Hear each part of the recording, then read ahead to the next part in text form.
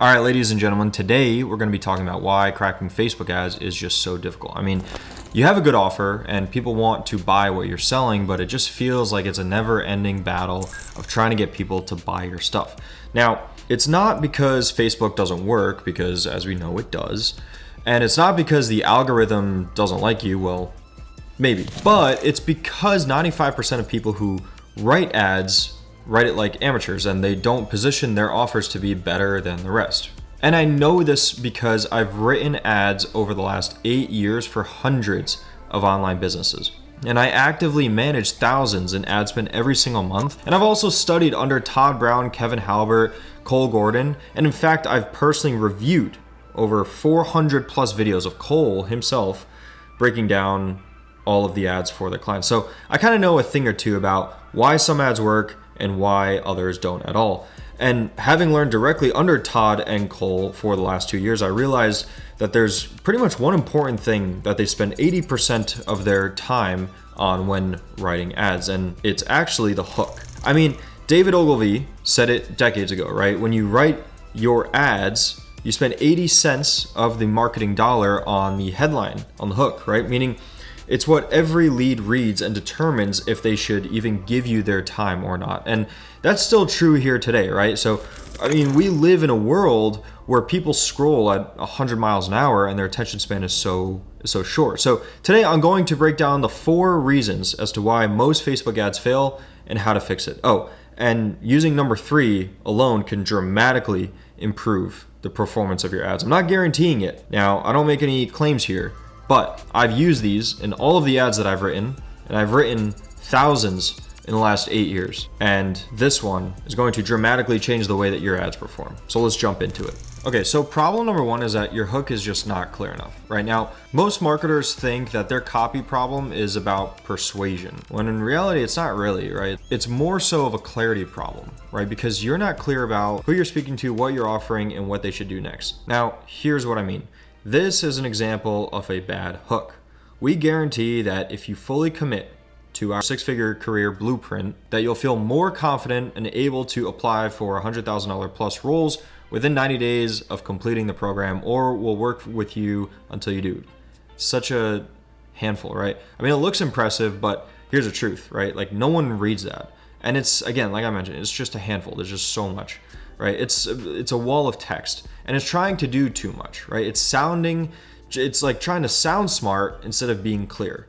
And the way I would rewrite this is by something like, attention professionals stuck at 60 to 95K per year. If you're a skilled professional who's hit a career and income ceiling, feeling stuck and undervalued, this message is specifically for you. Now, this is still okay and it can work because it calls out the exact avatar. I'm not a crazy fan of it. Now, look, again, it calls out the pain and it tells them to keep watching, but we're going to make it a lot better. So now it says, if you're a working professional who's stuck at 60 to 95K per year and looking for your next promotion, then my team at XYZ company name will help you land the next promotion in the next 6 months, guaranteed, or you don't pay. Now, again, this is still a decent hook. It's a lot better than what I just read, but you can be even punchier with it and shorter. But for the sake of this video, this is pretty much what we're going to roll with, right? Now, why is it pretty good? Because it is clear. It calls out the right person and tells them exactly what they're getting. And it doesn't have that much fluff. Now, we can, again, shorten it. But for the sake of this video, you're doing exactly what I just talked about. Being punchier, being more clear, more direct and to the point. Okay, so problem number 2 is that you're just not punchy enough. Now, let me just say this bluntly. Nobody cares about how smart you are if you cannot get to the point. Okay, imagine sitting in a conversation with someone and they're just talking and talking and talking, and you're like, okay, when is this guy gonna get to the point? That's exactly what these people are saying over here, right? You pretty much have 2 to 3 seconds to make someone stop and scroll and give you their attention. That's it, right? They're half distracted watching Netflix in one hand and scrolling on TikTok in the other hand, right? So you have to be quick and punchy. So the best hooks, again, are simple and sharp. Let me give you an example. Coaches and consultants stuck under 20K per month. Here's the 3-step funnel that's scaled to 100K per month without content or ads. The line works because it's pretty much outcome based and fast. Now, obviously, there's a lot of improvement we can make with this hook, but where things go wrong is when you try to explain your entire method in the first sentence. right? Or when you bury the lead, right? Or even when your ad sounds like it's a sales page instead of a grenade, right? You're not writing hooks to educate. You're writing hooks to stop the scroll and earn the attention so that they can keep going to the next line. So remember, just keep it punchy, keep it visual, and keep it tight. Okay, now problem 3, and this is the best one, is that there's no urgency. And the mistake that most people make is that when they try to create urgency from scratch, they say things like, you need to act now, or we're running out of time, or we're running out of, how many we can give out on a free online product, which is the reason why I hate fake urgency. You see, like, the market doesn't know you and they don't believe you yet.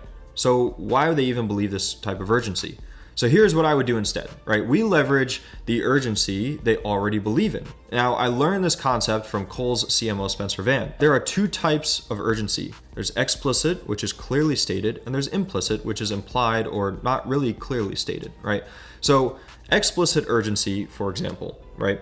Coaches and agencies, if you're not making this one critical hire before Q1 of 2026, you might as well shut your doors, and here's why. Now, this works because it sounds like a warning and not a pitch. It's very clearly stated. Now, an implicit urgency example is, there's a new discovery helping men who've tried everything for hair loss and failed finally solve it. Here's how it works.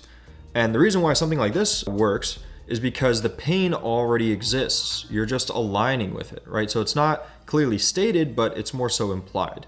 So remember, urgency is already in the market. You just need to invent it and then direct it, right? You don't need to say, oh, we only have XYZ spots left, because we all know that you could just upgrade the software and bring more people in, right? If you had the opportunity to bring more people in, you probably would, right? So there is urgency in the market. Again, you just have to channel and direct it. So now problem number 4 is that your hook sounds too much like everyone else. I mean, how many times do you hear the same hooks over and over again, right? Like, people lack so much creativity these days that they'd rather copy someone else's hooks and hope it does better rather than taking the time and putting in the effort to make new hooks. But luckily, I'm here to help. So let's break it down with some real world examples. So a bad hook would be something like this. Coaches and consultants, we guarantee you'll sign 3 to 5 new clients in the next 14 days or you don't pay.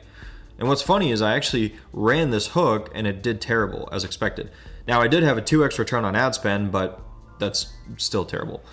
Now, you've seen something like this hundreds of times. So has your audience, right? Now, the problem is that it doesn't create curiosity. It doesn't feel urgent. It doesn't break the pattern. It doesn't feel new, right? It doesn't excite you. But let's compare that to a new hook, something that does create urgency and curiosity, right? Coaches and consultants, if your media buyer isn't using this new lead gen funnel, you need to fire them immediately. Now, this hook can work better, not because it's shorter or more clear, but because it creates contrast, right? It sounds different. It makes you go, wait, what funnel, right? Also makes them think, why should I fire them? And gives you their attention to explain further, which is what you want to do in the ads, right? It has a villain, it creates curiosity, and it earns you the next 5 seconds to continue with the ad. So when you're trying to be different, your hook doesn't need to be quite shocking. It just needs to be different. It just needs to be different than what everyone else is used to hearing. And it's pretty much easy to do that in this market since everyone's just copying each other at the end of the day, right?